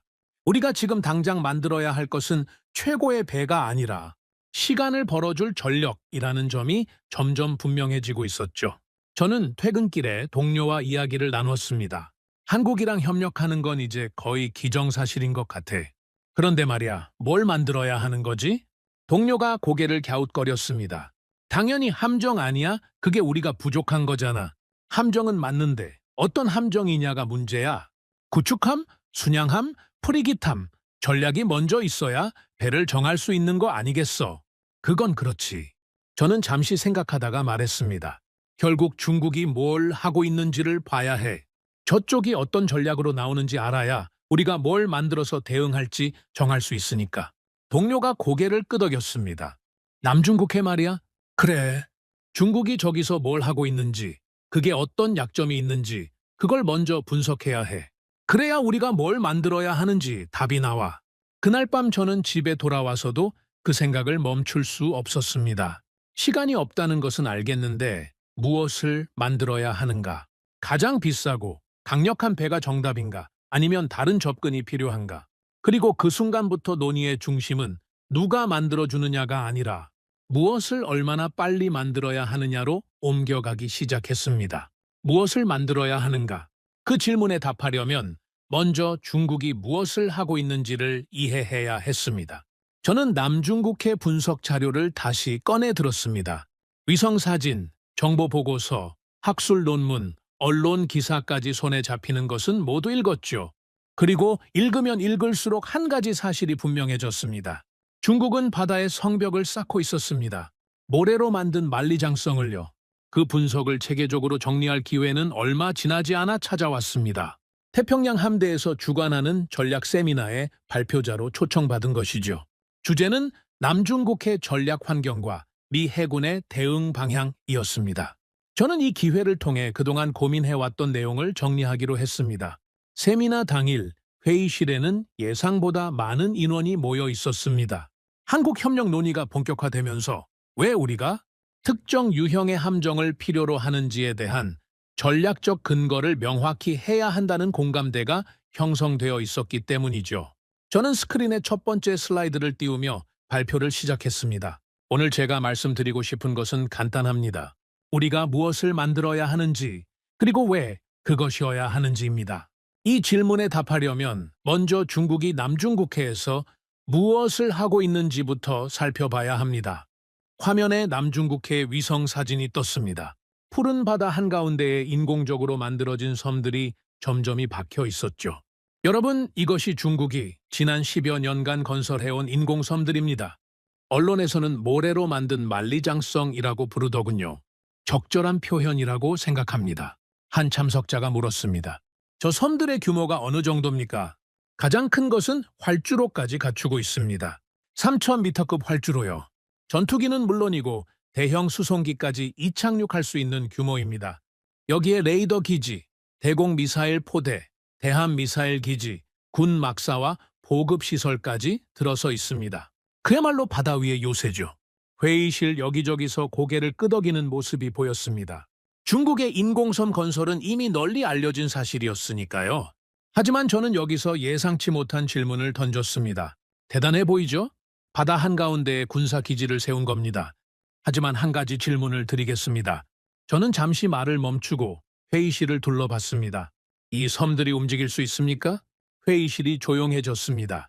너무 당연한 질문처럼 들렸지만 제가 왜 이런 질문을 던지는지 다들 궁금해하는 표정이었죠. 움직일 수 없습니다. 당연히 고정되어 있죠. 그리고 고정되어 있다는 것은 좌표가 고정되어 있다는 뜻입니다. 좌표가 고정되어 있다는 것은 무엇을 의미합니까? 한 참석자가 대답했습니다. 표적이 된다는 뜻입니다. 정확합니다. 아무리 강력한 요새라도 위치가 알려져 있으면 공격받을 수 있습니다. 그리고 현대전에서 고정 표적을 타격하는 것은 그리 어려운 일이 아닙니다. 다른 참석자가 손을 들었습니다. 하지만 저 섬들의 방어 시스템이 있지 않습니까? 대공 미사일도 있고 근접 방어 무기도 있고요. 우리 미사일이 날아가면 요격할 수 있는 거 아닙니까? 저는 고개를 끄덕이며 대답했습니다. 맞습니다. 방어 시스템이 있죠. 상당히 강력한 것들입니다. 하지만 한 가지 생각해 보십시오. 방어 시스템은 유지 보수가 필요합니다. 탄약 보급이 필요합니다. 연료 공급이 필요합니다. 장비가 고장나면 수리해야 하고 인원이 지치면 교대해야 합니다. 식량과 물도 정기적으로 가져다 줘야 하고요. 저는 지도를 가리키며 말을 이었습니다. 그런데 저 섬들은 중국 본토에서 얼마나 떨어져 있습니까? 가장 가까운 것도 수백 킬로미터, 먼 것은 1000킬로미터가 넘습니다. 평시에는 보급이 문제 없습니다. 수송선이 정기적으로 오가면 되니까요. 하지만 전시에는 어떻겠습니까? 회의실이 다시 조용해졌습니다. 다들 제 말의 의미를 곱씹고 있었죠. 저는 다음 슬라이드로 넘기며 말했습니다. 전시 상황을 가정해 봅시다. 우리 잠수함이 남중국해에서 활동하고 있습니다. 우리 항공기가 하늘을 날고 있습니다. 이런 상황에서 중국 보급선이 무사히 저 섬들까지 도달할 수 있을까요? 한 참석자가 대답했습니다. 쉽지 않겠죠. 보급선은 느리고 방어력도 약하니까요. 그렇습니다. 보급이 끊기면 저 섬들은 얼마나 버틸 수 있을까요? 탄약이 떨어지면 미사일을 쏠 수 없습니다. 연료가 떨어지면 레이더를 돌릴 수 없습니다. 식량이 떨어지면 병사들이 굶습니다. 아무리 강력한 요새라도 보급 없이는 무용지물이 됩니다. 저는 여기서 핵심을 짚었습니다. 중국의 인공섬 전략은 평시에는 효과적입니다. 존재 자체로 주변국을 위협하고 기정사실을 만들어가고 있으니까요. 하지만 실제 전쟁이 나면 저 섬들은 강점이 아니라 약점이 될 수 있습니다. 고정되어 있고 보급에 취약하고 결국 고립된 표적이 되니까요. 발표가 이어지는 동안 질의응답이 오갔습니다. 한 고위 장교가 손을 들었죠. 맥클레인 분석관, 자네 분석은 이해했네. 중국 인공섬의 약점을 잘 짚어줬어. 그런데 내가 궁금한 건 이거야. 중국이 바보가 아닐 텐데 왜 저런 전략을 쓰는 건가? 저 약점을 모르고 있을 리가 없잖나. 좋은 질문이었습니다. 저도 같은 의문을 품었던 적이 있었으니까요. 좋은 질문입니다. 중국은 분명 저 약점을 알고 있을 겁니다. 그럼에도 불구하고 인공섬을 건설한 데는 몇 가지 이유가 있다고 봅니다. 저는 설명을 이어갔습니다. 첫째, 평시 효과입니다. 전쟁이 나지 않는 한 저 섬들은 중국의 영유권 주장을 뒷받침하는 물리적 증거가 됩니다. 국제재판소가 뭐라고 하든 세계 여론이 뭐라고 하든 섬은 거기 있습니다. 시간이 지나면 기정사실로 굳어지죠. 둘째는요. 둘째, 회색지대 전략입니다. 저 섬들이 존재하는 것만으로도 주변국들은 위축됩니다. 필리핀 어선이 자국 해역에서 조업하다가 중국 해경에 쫓겨납니다. 베트남 해군이 순찰을 돌다가 중국 함정과 대치합니다. 전쟁 없이도 영향력을 행사할 수 있는 거죠. 중국은 이것을 매우 효과적으로 활용하고 있습니다. 장교가 고개를 끄덕이며 물었습니다. 그러면 우리는 어떻게 대응해야 하나? 우리도 인공섬을 만들 수는 없지 않았나? 그래서는 안 됩니다. 우리가 같은 방식으로 대응하면 같은 약점을 갖게 됩니다. 우리는 다른 접근이 필요합니다. 저는 새로운 슬라이드를 띄웠습니다. 화면에는 간단한 도식이 나타났죠. 한쪽에는 모래, 고정, 방어라고 적혀 있었고 다른 쪽에는 강철, 기동, 투사라고 적혀 있었습니다. 중국은 땅의 논리로 바다에 접근하고 있습니다. 섬을 만들고 요새를 짓고 그 요새로 주변을 통제하려고 하죠. 육지에서는 통하는 방식입니다. 하지만 바다는 다릅니다. 한 참석자가 물었습니다. 어떻게 다릅니까? 바다는 점령할 수 없습니다. 땅은 깃발을 꽂으면 내 것이 됩니다. 하지만 바다는 그렇지 않죠. 바다는 통과하는 것이고 이용하는 것이고 거기에 존재하는 것입니다. 바다의 지배는 고정된 요새가 아니라 움직이는 전력에서 나옵니다. 저는 핵심 문장을 강조했습니다. 모래는 쌓을 수 있지만 움직일 수는 없습니다.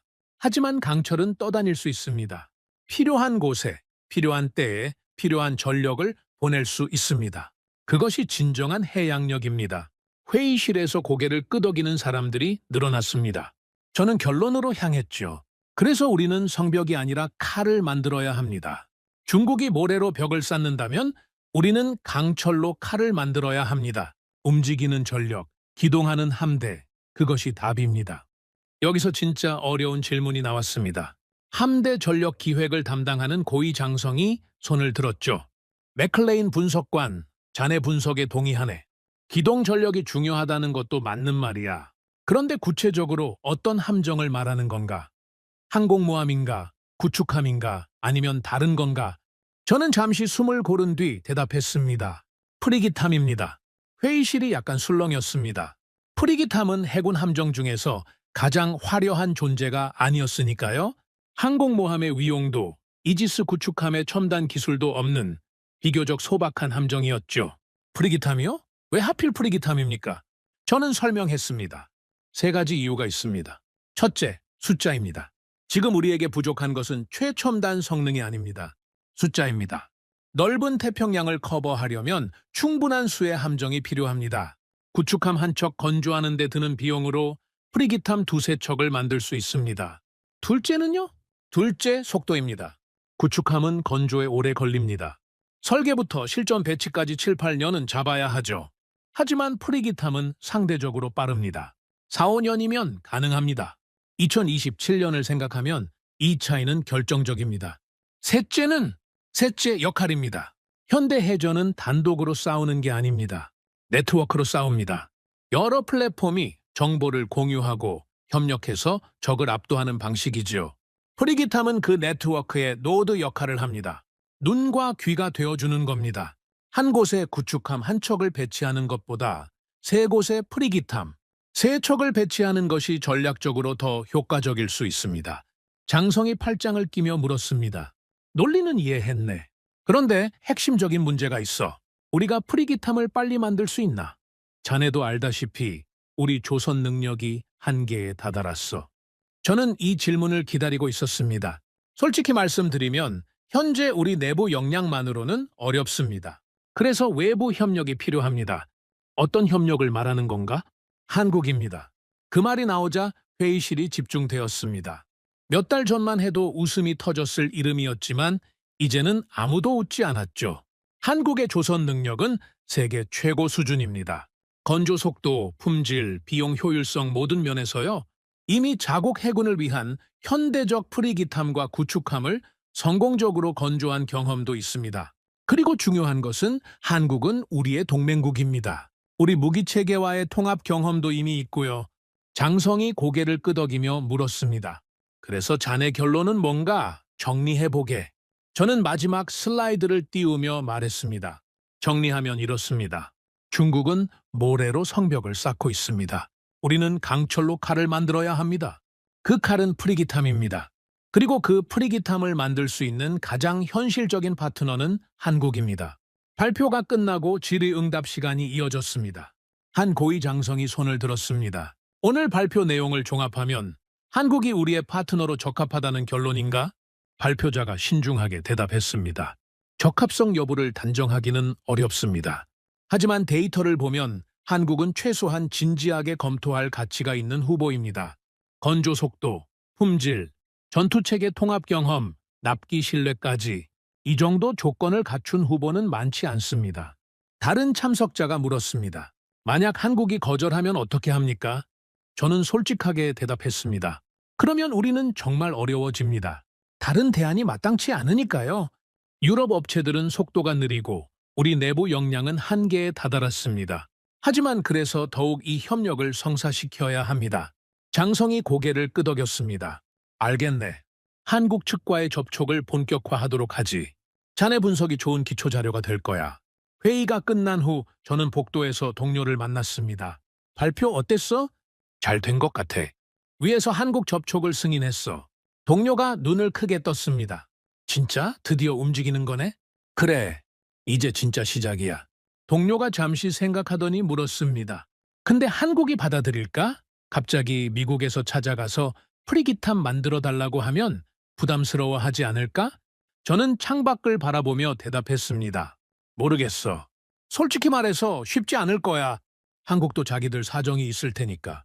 하지만 우리에게는 다른 선택지가 없어. 중국의 모래에 맞서려면 한국의 강철이 필요해. 모래와 강철이라. 좋은 비유네. 저는 고개를 끄덕였습니다. 비유가 아니야. 현실이지. 중국이 모래로 벽을 쌓는 동안 우리는 강철로 칼을 만들어야 해. 그리고 그 시간이 얼마 남지 않았어.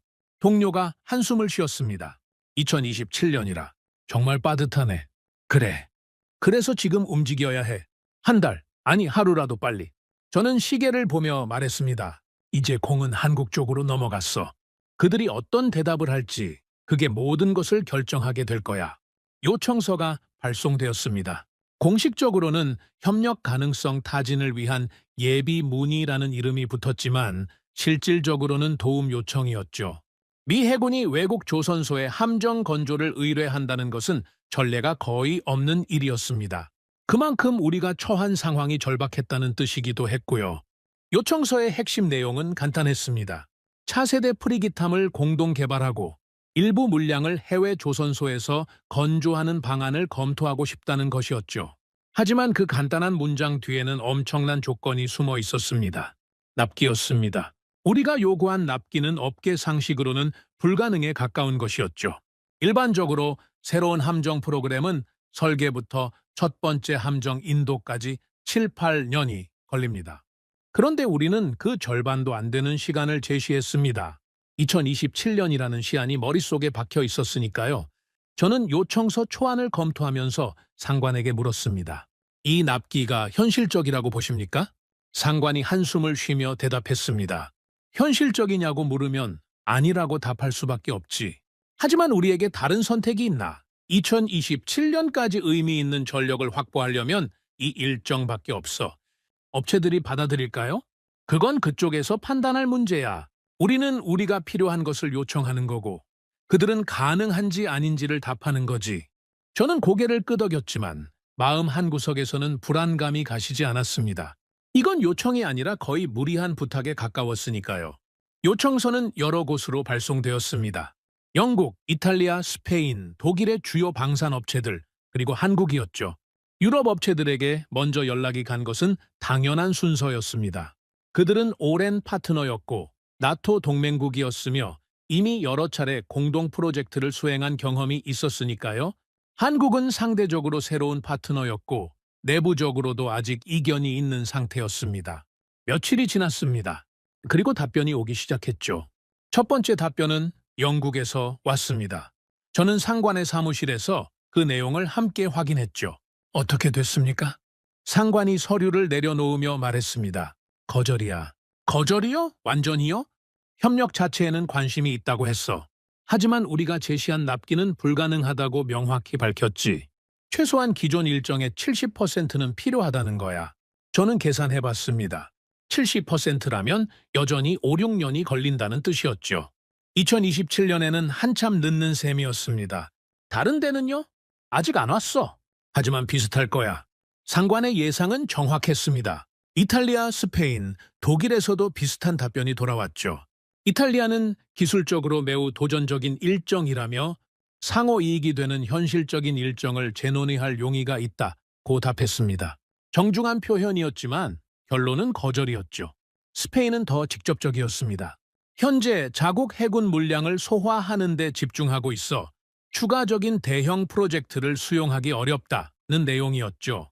독일은 가장 상세한 답변을 보내왔습니다.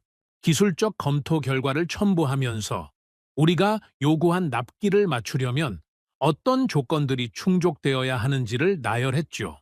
그 조건들을 읽어보니 사실상 불가능한 것들이었습니다. 설계 변경 최소화, 검증 절차 대폭 축소, 위험 부담 전액 발주자 귀속. 어떤 업체도 이런 조건을 받아들이기 어려울 것이고 우리도 이런 조건을 수용하기 어려웠습니다. 저는 답변서들을 정리하며 동료에게 말했습니다. 전멸이야. 유럽 업체들 전부 거절했어. 동료가 고개를 저으며 대답했습니다. 예상했던 거 아니야? 솔직히 우리가 요구한 납기가 너무 빡빡했잖아. 그건 그렇지만 그래도 이렇게 한꺼번에 다 거절당하니까 좀 당황스럽네. 한국에서는 답변 왔어? 저는 잠시 서류들을 뒤적였습니다. 아직 안 왔어. 한국만 아직 답변이 없어. 한국의 침묵은 이상했습니다. 유럽 업체들은 일주일 안에 답변을 보내왔는데 한국에서는 열흘이 지나도 아무런 연락이 없었죠. 저는 불안해지기 시작했습니다. 혹시 한국도 거절하려고 하는 건 아닐까? 아니면 우리 요청을 심각하게 받아들이지 않는 건 아닐까? 상관에게 상황을 보고하자 그는 의외로 담담하게 반응했습니다. 기다려봐. 한국이 답변을 안 하는 데는 이유가 있을 거야. 무슨 이유일까요? 생각해봐. 유럽 업체들은 왜 빨리 거절했겠어? 검토할 것도 없이 불가능하다고 판단했기 때문이야. 하지만 한국이 시간을 끌고 있다는 건 뭔가 검토하고 있다는 뜻일 수도 있어. 정말요? 확신할 수는 없지. 하지만 가능성은 있어. 한국 사람들은 신중해. 특히 이런 큰 결정은 충분히 검토하고 내부 합의를 거친 다음에 답변하는 경향이 있거든. 저는 그 말을 듣고 조금 안심이 되었습니다. 하지만 동시에 초조함도 커졌죠. 시간이 없었으니까요. 열나흘째 되던 날, 드디어 한국에서 연락이 왔습니다. 저는 상관의 사무실로 달려갔습니다. 상관은 이미 서류를 펼쳐놓고 읽고 있었죠. 한국에서 답변이 왔다면서요? 뭐라고 합니까? 상관이 서류에서 눈을 떼지 않은 차에 대답했습니다. 읽어봐. 저는 서류를 받아들었습니다. 한국어 원문과 영어 번역본이 함께 첨부되어 있었죠. 저는 영어 번역본을 읽기 시작했습니다. 첫 문장부터 눈에 들어왔습니다. 귀측의 협력 제안에 깊은 관심을 표명합니다. 관심을 표명한다. 거절이 아니었습니다. 저는 계속 읽어 내려갔죠. 귀측이 제시한 일정은 도전적이나 저희는 이를 면밀히 검토하였습니다. 도전적이라는 표현, 불가능하다고 하지 않았습니다. 내부 기술 검토 결과 특정 조건에서 귀측의 요구 일정을 충족할 가능성이 있다고 판단하였습니다. 저는 그 문장에서 멈췄습니다. 가능성이 있다고 판단했다고요? 상관이 물었습니다. 어떻게 생각해? 이건 거절이 아니네요. 그래, 거절이 아니야. 하지만 그게 전부가 아니었습니다. 한국의 답변서는 상당히 길었고 뒤로 갈수록 중요한 내용이 담겨 있었죠. 다만 해당 일정을 충족하기 위해서는 다음과 같은 전제 조건이 필요합니다. 전제 조건. 저는 긴장하며 다음 내용을 읽었습니다. 조건들이 나열되어 있었죠. 설계 확정 시점, 기술 자료 공유 범위, 품질 검증 절차, 위험 분담 방식, 의사결정 체계. 상당히 구체적인 내용들이었습니다. 그런데 이상한 점이 있었습니다. 유럽 업체들의 답변과 달리 한국의 조건들은 불가능해 보이지 않았죠. 까다롭기는 했지만 협상의 여지가 있어 보였습니다. 더 인상적인 것은 그 다음 부분이었습니다. 또한 다음과 같은 위험 요소가 존재함을 사전에 고지합니다. 한국은 자신들이 파악한 위험 요소들을 먼저 밝히고 있었습니다. 일정 지연 가능성, 기술적 난제, 공급망 리스크 같은 것들이었죠. 보통 업체들은 계약을 따내기 위해 좋은 말만 하려고 합니다. 그런데 한국은 문제가 될 수 있는 부분을 먼저 꺼내놓고 있었습니다. 저는 상관에게 물었습니다. 이게 좋은 신호입니까? 나쁜 신호입니까? 상관이 잠시 생각하더니 대답했습니다. 좋은 신호야. 왜요? 위험 요소를 이렇게 많이 나열하면 자신감이 없어 보이지 않습니까? 아니, 이건 자신감의 표현이야. 저는 이해가 되지 않았습니다. 상관이 설명을 이어갔죠. 생각해봐. 유럽 업체들은 뭐라고 했어? 불가능하다. 일정을 재논의하자. 이런 식으로 답했잖아. 그건 검토를 제대로 안 했다는 뜻이야. 우리 요청을 받아보고 안 되겠다 싶으니까 바로 거절한 거지. 그렇죠. 그런데 한국은 달라. 조건을 붙이고 위험 요소를 나열하고 있어. 이건 진지하게 검토했다는 뜻이야. 어떻게 하면 가능한지를 고민했다는 거지. 그리고 위험 요소를 먼저 밝힌다는 건 나중에 문제가 생겨도 책임을 회피하지 않겠다는 의미야. 저는 그제야 이해가 되기 시작했습니다. 답변서의 마지막 부분이 가장 중요했습니다. 상기 조건과 위험 요소에 대한 귀측의 검토 후 구체적인 협의를 진행할 용의가 있습니다. 협의를 진행할 용의가 있다. 이건 사실상 긍정적인 답변이었습니다. 완전한 수락은 아니었지만 문을 열어둔 것이죠. 저는 서류를 내려놓으며 말했습니다. 이건 희망이 있는 것 아닙니까? 상관이 고개를 끄덕였습니다. 그래, 유럽이 전부 거절한 상황에서 한국만 문을 열어뒀어. 이건 기회야. 바로 협의를 시작해야 하지 않습니까? 그래야지. 하지만 서두르면 안 돼. 한국이 제시한 조건들을 꼼꼼히 검토하고 우리가 수용할 수 있는 부분과 협상이 필요한 부분을 정리해야 해. 상관이 자리에서 일어나며 말했습니다. 그리고 한 가지 더. 한국이 위험 요소를 솔직하게 밝혔으니까 우리도 솔직해야 해. 숨기거나 속이려고 하면 안 돼. 한국 사람들은 신뢰를 중요하게 여겨. 한번 신뢰가 깨지면 회복하기 어려워. 저는 고개를 끄덕였습니다. 그날 저녁 저는 사무실에 남아 한국의 답변서를 다시 한번 꼼꼼히 읽었습니다. 읽으면 읽을수록 인상적이었습니다. 답변서는 단순히 하겠다 또는 안 하겠다가 아니었죠. 어떤 조건에서 가능한지, 어떤 위험이 있는지, 어떤 부분에서 협력이 필요한지를 체계적으로 정리해 놓았습니다. 특히 눈에 띈 것은 기술적 분석의 깊이였습니다. 한국은 우리가 보낸 요청서를 단순히 읽은 게 아니라 자체적으로 시뮬레이션을 돌려본 것 같았습니다. 어떤 공정에서 병목이 생길 수 있는지, 어떻게 하면 그 병목을 해소할 수 있는지까지 분석이 되어 있었죠. 저는 혼잣말로 중얼거렸습니다. 이 사람들 진짜 하려고 하는 거구나. 유럽 업체들은 불가능하다고 손을 내저었습니다. 하지만 한국은 어떻게 하면 가능한지를 고민했습니다. 그 차이가 답변서 곳곳에서 느껴졌죠. 동료가 퇴근하면서 물었습니다. 아직도 있어? 뭘 그렇게 열심히 봐? 한국 답변서 읽으면 읽을수록 대단해. 뭐가? 이 사람들 진짜 프로야. 우리 요청을 받고 열나흘 동안 뭘 했는지 알겠어. 그냥 검토한 게 아니라 실제로 할 수 있는지 없는지를 시뮬레이션 해본 거야. 동료가 어깨를 으쓱하며 말했습니다. 그래서 결론이 뭔데? 한다는 거야? 안 한다는 거야? 저는 잠시 생각하다가 대답했습니다. 조건부 검토야. 완전한 수락은 아니지만 거절도 아니야. 문을 열어둔 거지. 그럼 됐네? 협상하면 되잖아. 그래? 협상하면 돼. 저는 창밖을 바라보며 말했습니다. 근데 말이야, 유럽 업체들이 전부 거절한 상황에서 한국만 문을 열어뒀다는 게 좀 묘한 기분이 들어. 왜? 몇 달 전에 우리가 한국을 얼마나 무시했는지 기억나? 회의실에서 웃음거리였잖아. 그런데 지금 보니까 정작 우리를 도와줄 수 있는 건 한국밖에 없더라고. 동료가 웃으며 대답했습니다. 세상 일이 그런 거지 뭐. 무시하던 상대가 나중에 구원자가 되기도 하고. 저는 고개를 끄덕였습니다. 그래, 세상 일이 그런 거지. 다음 날 아침 상관이 팀 전체를 소집했습니다. 한국과의 협의를 본격적으로 시작한다. 실무 협상단을 구성할 거야. 맥클레인 자네도 포함이야. 저는 놀라며 물었습니다. 저요? 저는 분석관인데요. 자네가 처음부터 이 프로젝트에 관여해왔잖아. 한국에 대한 분석도 자네가 가장 많이 했고 협상 테이블에서 기술적인 질문이 나오면 자네가 답할 수 있어야 해. 저는 긴장되면서도 기대가 되었습니다. 알겠습니다. 최선을 다하겠습니다. 상관이 팀원들을 둘러보며 말했습니다. 이번 협상은 매우 중요해.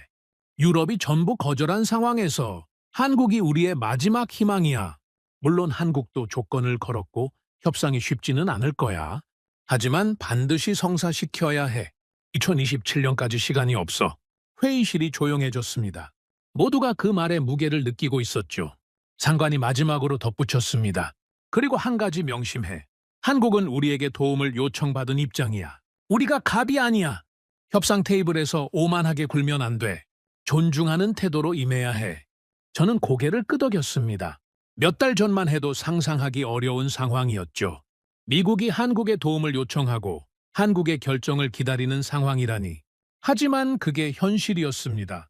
그리고 그 현실을 받아들이는 것이 첫 번째 단계였죠. 저는 책상으로 돌아가 한국 답변서를 다시 펼쳤습니다. 협상 준비를 시작해야 했습니다. 한국이 열어둔 문으로 들어가기 위해서는 우리도 준비가 되어 있어야 했으니까요. 협상은 예상보다 빠르게 진행되었습니다.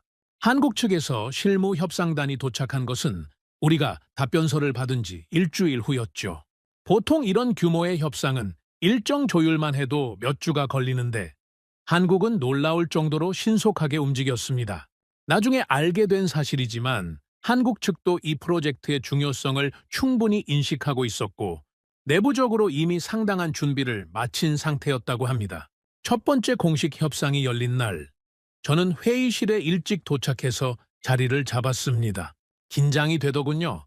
분석관으로서 수많은 보고서를 작성하고 브리핑을 해왔지만 이렇게 중요한 협상 테이블에 직접 앉는 것은 처음이었으니까요.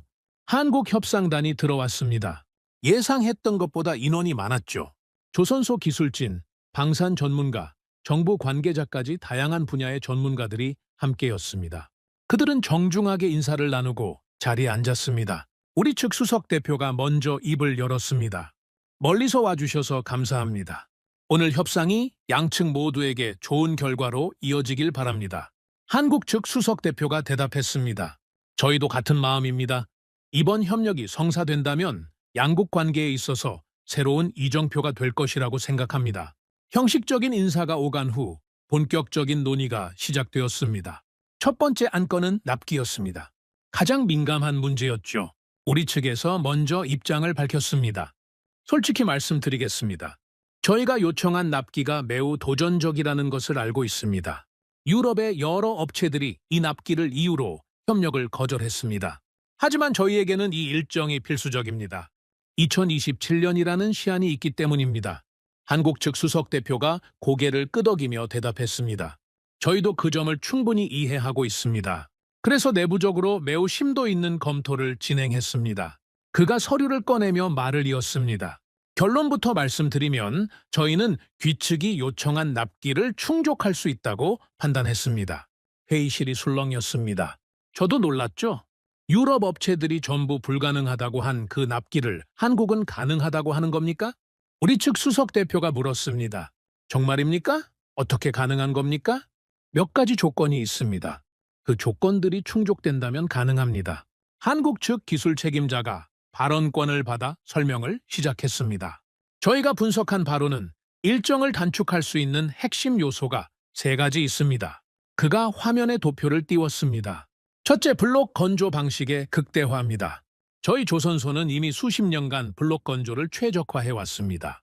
함정을 수십 개의 블록으로 나눠서 동시에 제작하고 최종 조립하는 방식이죠. 이 방식을 최대한 활용하면 기존 공정 대비 상당한 시간을 단축할 수 있습니다. 둘째, 공정 분업의 효율화입니다. 저희는 여러 협력사와 긴밀한 네트워크를 갖추고 있습니다. 각 협력사가 담당 블록을 동시에 제작하고 저희 야드에서 최종 조립하는 방식으로 병렬 작업을 극대화할 수 있습니다. 셋째, 설계 확정 시점입니다. 이 부분이 가장 중요합니다. 건조 중에 설계가 변경되면 일정이 크게 지연됩니다.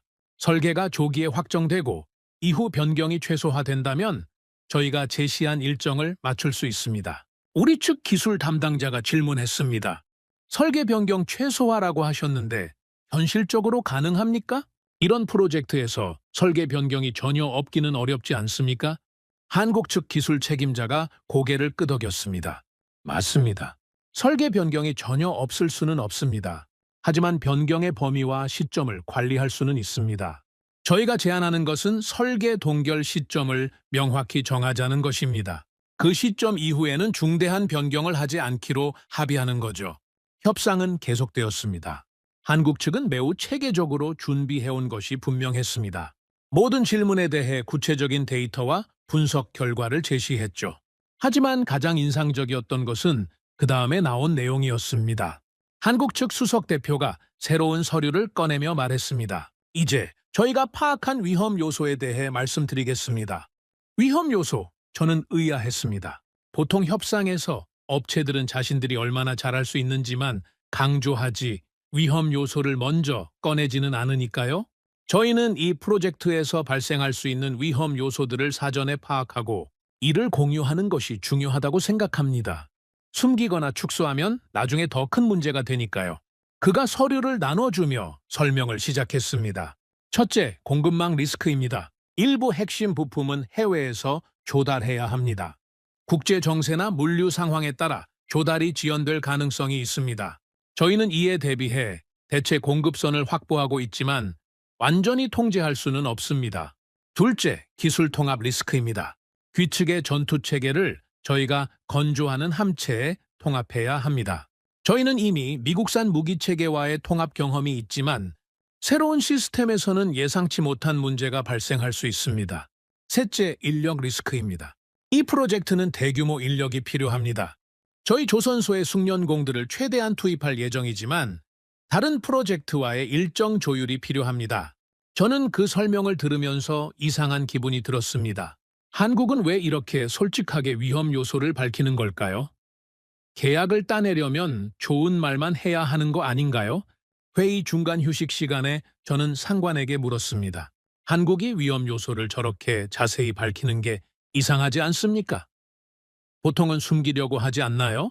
상관이 커피를 마시며 대답했습니다. 그게 한국식이야. 한국식이요. 한국 기업들, 특히 조선이나 방산 분야에서는 리스크를 숨기지 않는 문화가 있어. 처음에는 나도 이상하게 생각했는데 이유를 알고 나니까 이해가 되더라고. 이유가 뭔데요? 신뢰야. 한국 사람들은 장기적인 신뢰 관계를 중요하게 여겨. 단기적으로 계약을 따내는 것보다 오래 함께 일할 수 있는 파트너가 되는 걸 더 중요하게 생각하지. 그래서 처음부터 솔직하게 말하는 거야. 나중에 문제가 터져서 신뢰가 깨지는 것보다 처음부터 위험 요소를 공유하고 함께 대비하는 게 낫다고 보는 거지. 저는 고개를 끄덕였습니다. 그러니까 이건 자신감의 표현인 거군요. 위험 요소를 알면서도 감당할 수 있다는, 그래. 그리고 책임지겠다는 뜻이기도 해. 리스크를 먼저 밝혔으니까 그 리스크가 현실화되면 함께 해결하자는 거지.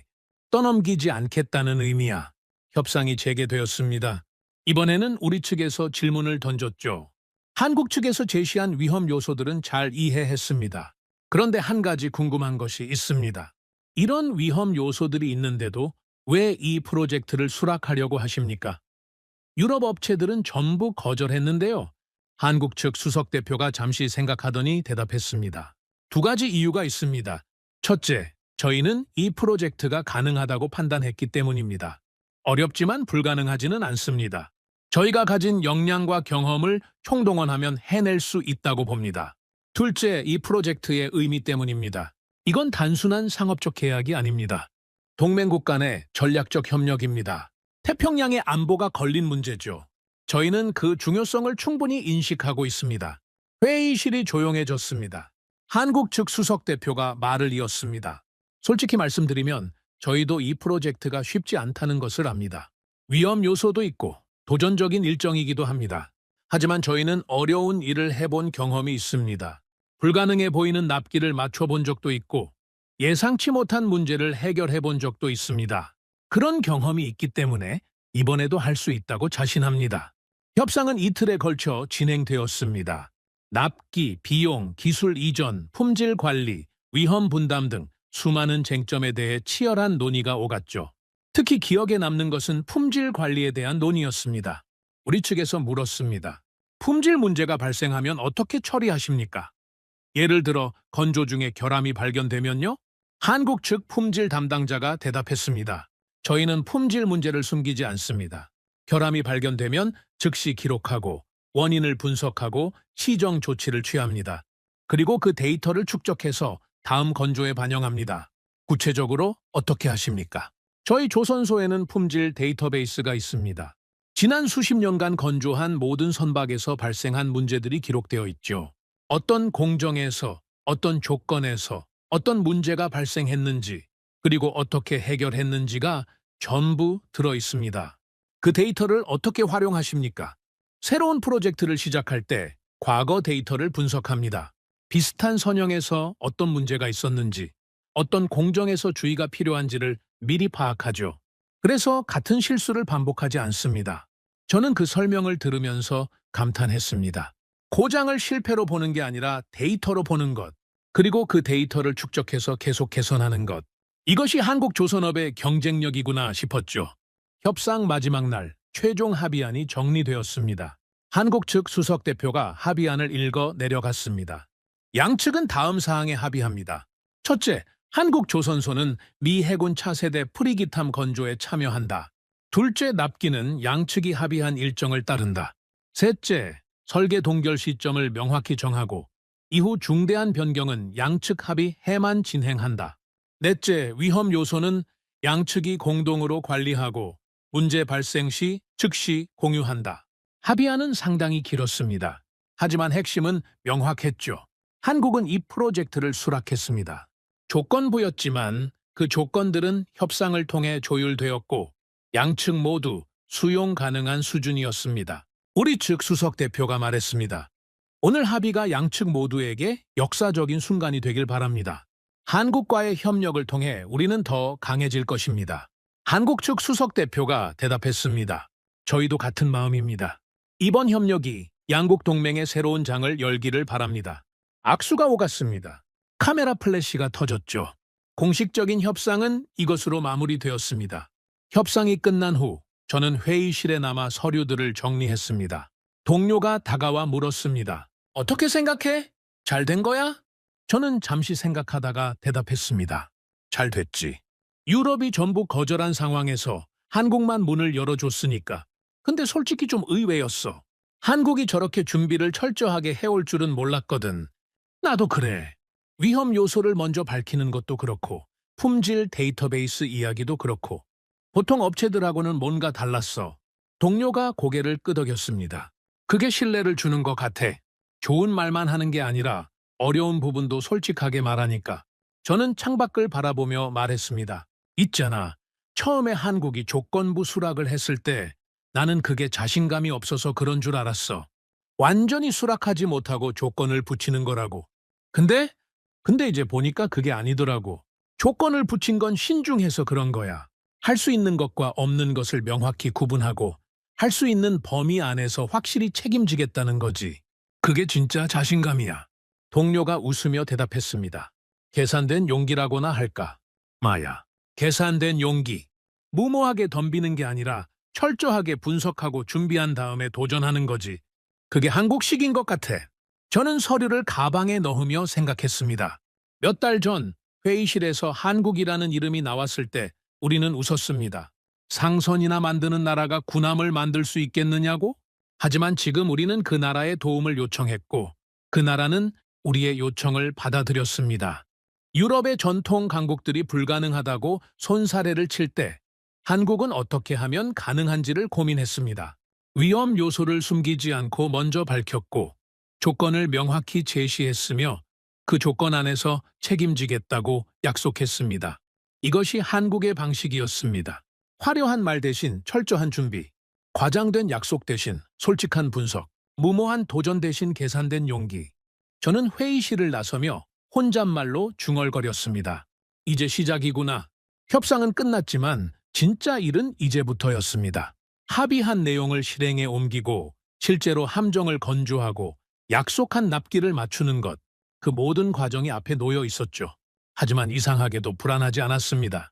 한국이 보여준 준비성과 솔직함이 신뢰를 주었기 때문이죠. 그들은 할 수 있다고 말한 것만 약속했고 약속한 것은 지킬 것 같았습니다. 그날 저녁 저는 숙소로 돌아가며 생각했습니다. 중국은 모래로 벽을 쌓고 있습니다.